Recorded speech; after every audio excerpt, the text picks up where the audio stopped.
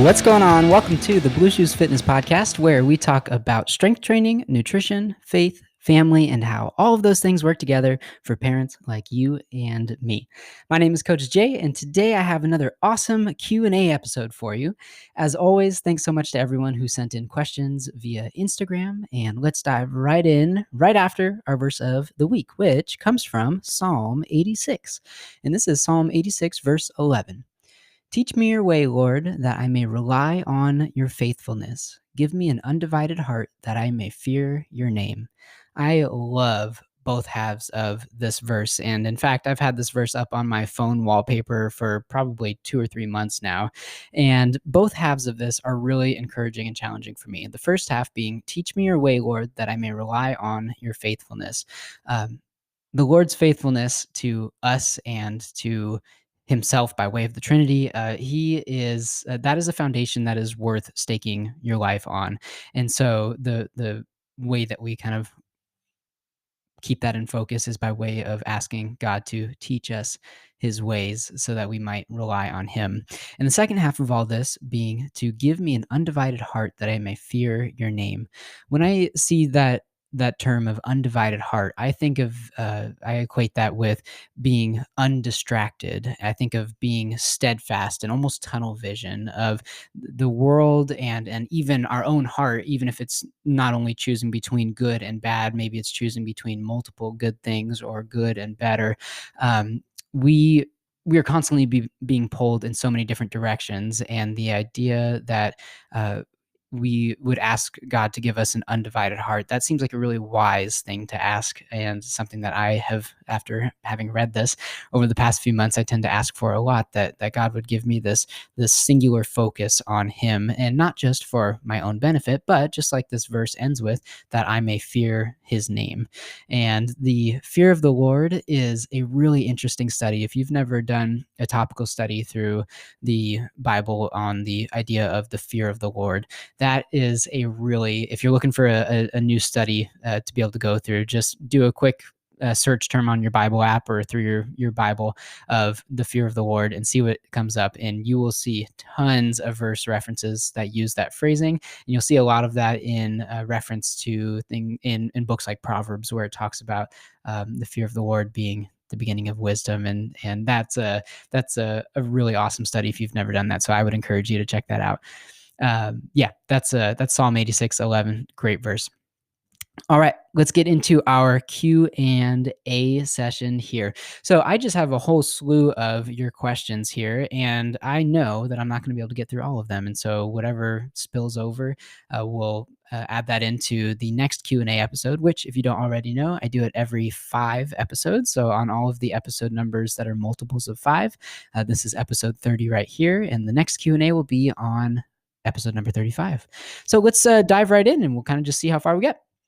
Question number 1, what are some cues I can use to ensure my squat is good as far as form goes?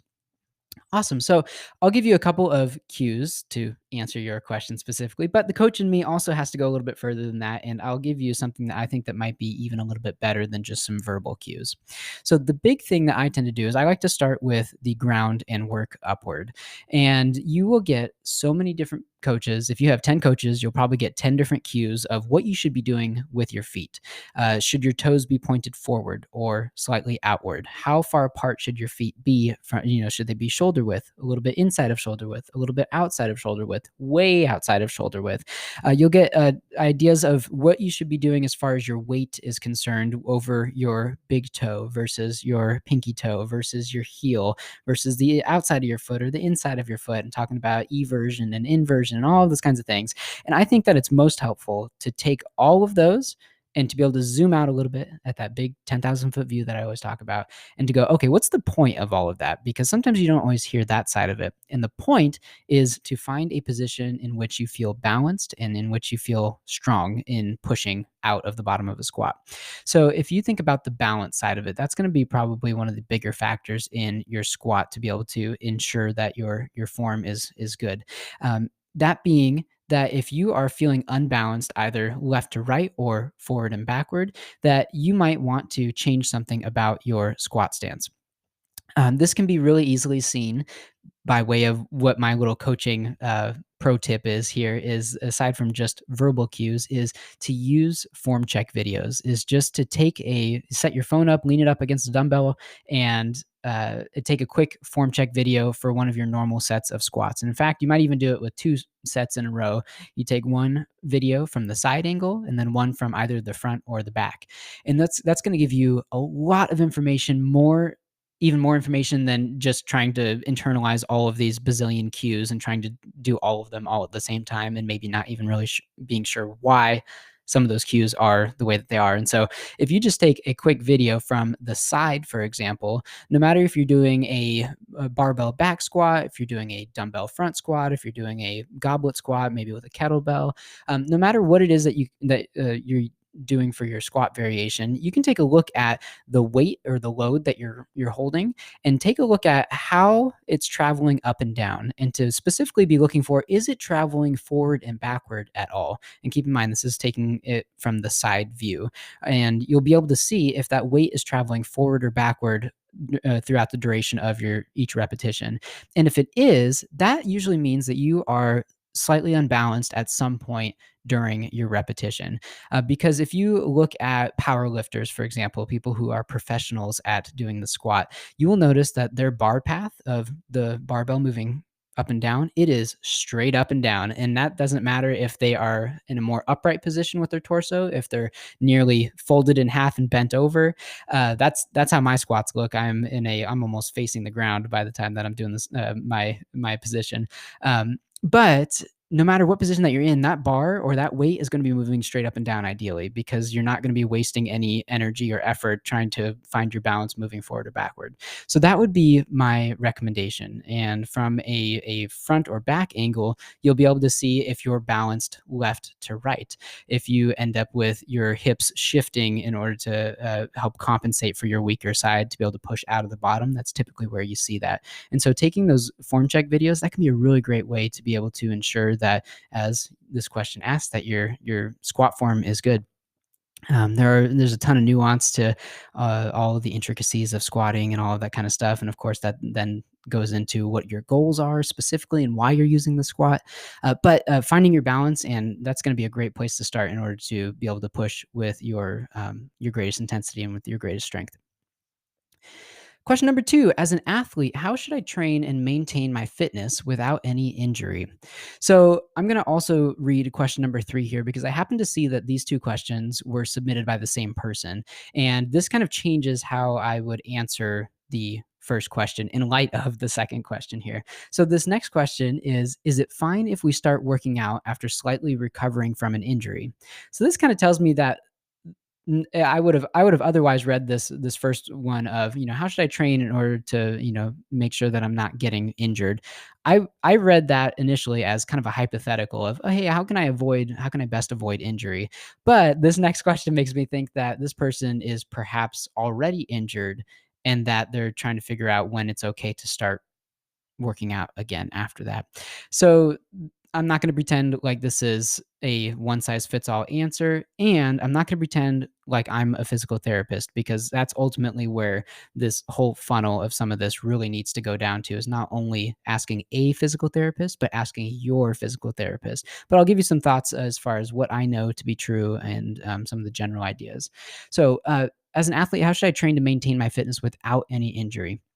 This immediately makes me think of the idea of progressive overload, which is a big fitness buzzword that you'll hear in the strength and hypertrophy industries, but it is that way for a reason. So, progressive overload, we tend to focus and emphasize on the overload side of it, of talking about progressive overload being so important from the point of view of that we are constantly overloading your muscles' capabilities, and that's what helps them grow, and that's what helps you get stronger day by day, week by week, little by little by little. So the overload side tends to get emphasized, but I would like to highlight, in light of this question here, the progressive side of it. Not only does it need to happen over time, but it needs to happen incrementally. And you're not going to all of a sudden add 100 pounds to your squat and just give it a rip and see what happens. You would want to be able to do that in smaller chunks, workout after workout, week after week, month after month. And so looking at injury prevention, one of the ways that you can do that is just by working out in a smart manner, and a lot of that is being a patient athlete and making sure that you are not trying to make these too big of jumps too quickly. And that's something that a coach can definitely help you to do, is kind of managing those progressive overloads and those jumps in weight or reps or whatever it looks like that you're measuring that with. So that's how I would say that injury prevention, a lot of that can happen by way of just being patient in your training and not doing stupid stuff or doing it too quickly. The next part of that, is it fine if we start working out after slightly recovering from an injury? So again, this is in the domain of physical therapists, and specifically if you are injured for your specific injury, this is where that specificity really needs to come in. But something that I do see a lot of physical therapists that I know and trust talking about is the idea of load tolerance and pain tolerance, and the idea that you the big goal in recovery is to be able to increase your load tolerance uh, while not also increasing your pain tolerance at the same rate. And so the idea is, can you do more work by way of more volume, more load, without also increasing your pain that's associated with that particular movement or exercise or muscle group or joint or whatever that looks like there. And so that's definitely not a prescription by my part, but that's something that I tend to see a lot of physical therapists talking about, is the idea of figuring out ways to be able to increase the amount of load that you're able to handle without also simultaneously increasing the pain that's associated with that. Number four, do I have enough time for quote summer body goals? Okay, I'm going to answer this in two different ways, and I'm going to answer it with the tongue-in-cheek sort of cliche trainer way, and then I will answer the question that I think you're actually asking here. So the very first way that I need, and I know it's cliche, but I have to do this because this is what resonates most with me, and this really is kind of how I tend to teach clients about this idea, is the idea of you already have a summer body. No matter who you are, no matter what your body looks like, you already have a body that is perfectly capable to handle the summer months. And I know that that's dumb and you're about ready to turn off the podcast, but I do always want to start with that, because some people haven't heard that concept of the idea that, oh, your body doesn't have to look or feel or perform a certain way in order to be allowed to participate in summer activities, for example, or in order to be allowed to wear a swimsuit. And so I always want to put that out there for the people who have never heard that, or for the people who haven't heard that in a while, or maybe the person that's never heard that specifically toward them. If you're listening to this, if you're watching this, YouTube, Spotify, I'm pointing at you, that absolutely applies to you. Now, what is this person actually asking?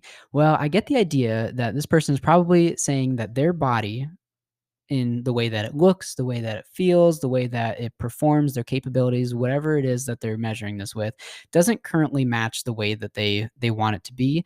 And when you think of summer body, you tend to think of, this is where people will tend to do, they'll diet down and they'll do a cut to be able to be their leanest for summer, when they're going to be showing the most skin and all of those kinds of things. And so that's probably what this person is asking, right? And so I want to make sure that I also do due diligence in answering some of this here too.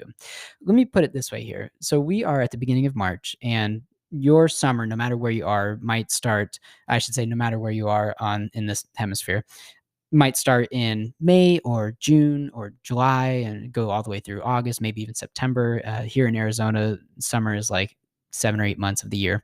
Uh, let's talk about the fact that no matter, even if you're at the early end of that spectrum, that you have, 2, maybe 3 or even 4 months until summer hits. And it's worth considering that regardless of what specific adaptations that you're looking at making for your body for quote summer body goals, no matter what that is, we are talking in a scale that's being measured in terms of months, and months are a great way to be able to kind of fit that in between of the short term and the long term, because you can visualize what a month is like and be able to actually grasp that more so than a year, for example. But a month is also plenty of time to be able to make some actual, tangible, visible, measurable progress. And so if we're talking in months, like 2 or 3 or even 4 months, no matter what your summer body goals look like, that is plenty of time to be able to make some real tangible progress toward whatever your goal is. If you have a goal that is realistically going to take longer than months, if it's a goal that's going to require years, that's something that's worth considering, is the fact that you can definitely make progress, but don't think that you're going to have reached your end goal by the time that, if it's something that realistically is going to take years, um, by the time that, a month or two comes around here. But I always want to encourage people that if you're talking about things in terms of months as opposed to just days or weeks, that there's a tremendous capacity for progress in that time. Of course, you need to use it as such, but yeah, do I have enough time for it? Absolutely, you have enough time to make tons of progress, no matter what your goal is, for sure. All right, number 5. If a raw chicken breast weighs 150 grams, but after baking it in an oven, the weight reduces to 120 grams. I love the specificity here. Which weight do I enter into MyFitnessPal? Okay, this is one of the most common questions that I get when it comes to tracking your food, tracking your macros, and all that kind of stuff. Do I log the raw version or the cooked version of my foods, and in particular proteins? That's a big one here. So, given the opportunity, when you type in chicken breast on MyFitnessPal, for example, or whatever your tracking app is, you're probably going to get a dozen or 2 dozen or 3 dozen different potential results that show up, and you go, hey, some of these look like way different than another. Where you log in your 150 grams, for example, and all of a sudden you have results that vary from 50 calories all the way up to 600 calories, and you're like, how can there be such a discrepancy between chicken breast here? Some of that is going to be because some of them are not just going to be about chicken breast. Some of it's going to be maybe fried chicken breast, or it's going to be prepared a certain way, or it's going to be part of a dish, or whatever it is. But let's exclude all those outliers. Given the opportunity, I always recommend clients to track their raw weights of their food. And given the opportunity, again, the difference isn't going to be the difference between progress and no progress. But from an accuracy standpoint, if you're going to be doing that weighing anyways, or that measuring anyways, you might as well get the most accurate version that you can. And so if it's just a matter of if it's before you put it in the oven or afterward, I would definitely recommend doing it before. And here's why. Just like in this example, the chicken breast lost from 150 down to 120 grams. So it lost 30 grams of weight over the course of the cooking process. And if you think about it, that weight is mostly going to be water weight. And uh, the logic then continues, and if you don't just have to trust me on this, you can actually do this experiment too. I've done it, and it's pretty interesting seeing the differences. That the longer that you cook that meat, or just whether it's vegetables or whatever it is too, it kind of goes the same way too. But the longer that you cook that meat, for example, in the oven, the chicken breast, the more hydration it's going to lose, and the more weight it's going to lose as a result. And so if you were just to cook it to death for like hours, it would weigh probably next to nothing, because you would have removed like all of the water content from it. And if you were logging those numbers, then you might get a very different result than if you had done it after, you had the way that whatever it was that you had done the other day. And so if you log it raw, you will get a more accurate, more consistent measurement every single time that's not dependent on the amount of water weight it's losing by way of how long you're cooking it for. Think about with different cooking methods too, where you might cook things for different lengths of time or at different heats. All of those kinds of things kind of add up to different amounts of water being, or moisture being lost from the meat, from vegetables, from whatever your food is. And so that's something that's worth considering. And again, like I want to frame this, that this is not the difference between making progress in your goals versus not. If you weigh your 120 grams of cooked chicken breast versus the 150, you forgot to weigh it beforehand, or you just you weren't able to for whatever reason, this is not a reason to panic. This is not something that you probably need to worry about. But given the opportunity, try out weighing your foods raw before you cook them. All right, next up, number 6. Is it a big deal if I have to do my exercises out of order from my written workout? Is it a big deal? It might be. It might not be, but it might be. It's worth stating that whether it's your coach, like a specific coach, like what I do for my clients, my custom one on one clients, or if it's something like a group program, or if it's a workout program that you downloaded, like a PDF or something like that, it's worth recognizing that whoever it was that put that together, put it together in such a way on purpose. And that the intentionality behind that might vary from one coach to the other to another, and it of course is going to be dependent on how knowledgeable that coach is and how big of a deal that is. But they hopefully they put it together in a way in that way for a reason. And so it's one of those things where this question asks, is it a big deal? That's going to be kind of subjective, of course, but it is something where you should probably try to stick to the plan as closely as possible. But let's talk about the magnitude of that. Um, you might run into a situation, a very practical example, where you go to the gym and you have the leg press, for example, and that's your first exercise that's up on your workout, and you see that not only is the leg press already being taken by somebody, but they maybe just got there, they just started warming up on it, and there's already somebody in line that's waiting behind them. And so you go, I feel like I'm going to be waiting, 20 or 25 minutes for this first exercise, and I kind of want to get in and get out. That's maybe an example where you go, okay, practically speaking, let's switch some things around. Maybe you come back to it. Um, this is going to be something where it will likely make a bigger deal if you are doing a body part split than if you're doing like a full body routine. So if you are doing a body part split, where this is kind of coming from one of the next questions that's up here too, but let's say you're doing a leg day, for example, it might make a bigger difference if you are swapping around your exercises. If you have a leg press, for example, and you wanted to do that first, but you're not able to, and so then maybe you end up doing it last. That might really kind of hurt some of your numbers as far as being able to rely on how accurate your progress is, from one week to the next if you're constantly switching up the order that way. If it's something like a full body workout where you have a bench press, a leg press, and a pull down, for example, it probably won't make such a big difference, at least on any one given one off workout, if you switch those up by way of practicality. So I would probably not change things up on purpose unless you happen to know that that's going to meet your goals better than the way that that program was originally written.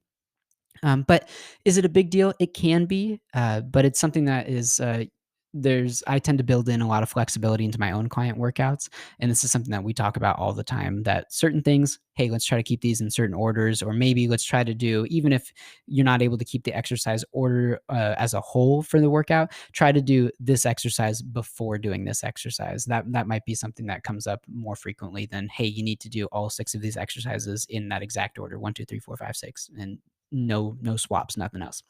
So yeah. Number 7, what do your kids eat? Is it all healthy stuff? Of course it's all healthy stuff. No, just kidding. So again, I need to provide the coach tongue in cheek answer here of, I almost don't even want to say it like this because I don't want it to be so sarcastic, but thinking about, how do you define healthy?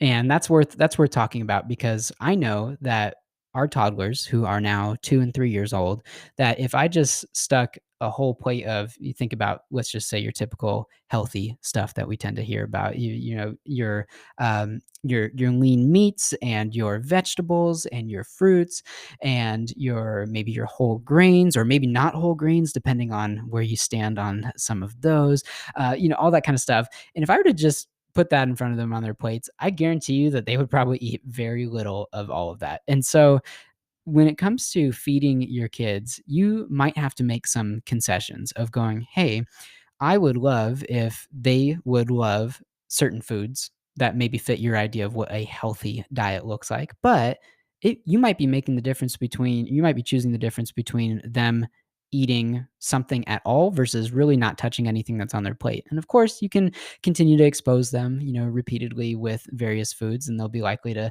more likely to try those things out. But it is worth talking about that some protein, for example, might be better than no protein, even if it's not super ideal. For example, in a comparison of dino nuggets to just straight up chicken breast, like we were talking about earlier, 150 grams of chicken breast, it might be more ideal on a regular basis to eat chicken breast over dino nuggets. But will my kids actually eat chicken breast over dino nuggets on a regular basis? And I can absolutely tell you that the current answer is no. And we continually offer up chicken breasts, but they are much more likely to eat dino nuggets. And so if a portion of their protein comes from dino nuggets, that's totally good with me. I talk about dino nuggets because those are currently in our freezer. On a volume basis, though, I would say that the number one thing that our kids, both girls, that they eat is buttered toast. And I think that since we've splurged and gotten some of the good stuff of the Kerrygold butter that just tastes amazing. I think they've really gone for that. And we have these cool like puzzle piece kind of stencil cutouts that are what's the word I'm looking for? Like a cookie cutter, except it's for bread, and you can make it all into different shapes and stuff like that. They love it, and so we go through a crazy amount of butter and toast at our house. We also go through a lot of berries, and if you're a parent of toddlers, you likely understand just how much your grocery bill has skyrocketed by way of all of the strawberries, raspberries, blueberries, blackberries, all of those kinds of things. We go through a lot of those. Outside of that, deli meats too, they go through a lot of turkey and ham. They've recently both discovered that they like chocolate. And so we've also been adding in some chocolate protein bars here and there for some of their snacks to be able to boost their protein count, because that's probably the thing that they're least likely to eat on their own outside of something that is dipped in ranch, which is their favorite condiment. They dip everything in ranch, from their chicken to their broccoli to their peanut butter sandwiches to it's everything. Their fingers, everything just goes in ranch. So I definitely don't want to put off this idea of the stereotypical, personal trainer, nutrition coach, that your kids are going to be somehow like quote unquote perfect or quote unquote healthy in everything that they eat and all that kind of stuff. I think it's worth leveling with each of you as parents with young kids and going, hey, look, like fed kids are going to be healthier than unfed kids and kids that just don't eat anything that's on their plate. And so we constantly are introducing them to new things, but we got to make concessions where we do, and not all of those things are as big of a deal as social media would have you believe. All right, next up, and I think this will be our last question today. My legs routine consists of these exercises. This is where I got leg press from. Leg press, calf raise, leg curl, leg extension, lunges. I feel like lunges are a bit redundant since I've already hit all leg muscles in the other exercises. So is there any benefit for me to continue with doing lunges, or is there a better alternative to lunges that I could do? So without knowing your goal, I'm kind of in some ways taking a shot in the dark here, but in just from a general sense here, lunges, from what I'm looking at here, from a leg press, calf raise, leg curl, extension, all of those, lunges are definitely not superfluous. They're not, you're not being redundant in really any way there. You might, think about a leg press, and most lunge variations are going to be more of a lengthened overload movement for your quads and or your glutes. And so you are doubling up on those in a way, but lunges are unilateral, meaning that you're doing just one leg at a time. And you're going to get some extra benefits from doing that. You might be able to get into a deeper range of motion on that. You might be able to kind of skew your range of motion rather than just being forward and backward. You might shift your hip outward a little bit to get a bigger stretch across your glutes on the sides. You are also going to be getting some balance and stability benefits from doing the lunges in order to build up some of that balance coordination. But you also, likewise on the leg press, you're going to be getting some of that built-in stability from the leg press itself. So these two aren't really as similar as they might seem here. So I would not. There's nothing here that's like a red flag that says, "Hey, you need to get rid of it." So that's what I would look at there. All right, let me take on one more real quick here since we have we have a minute.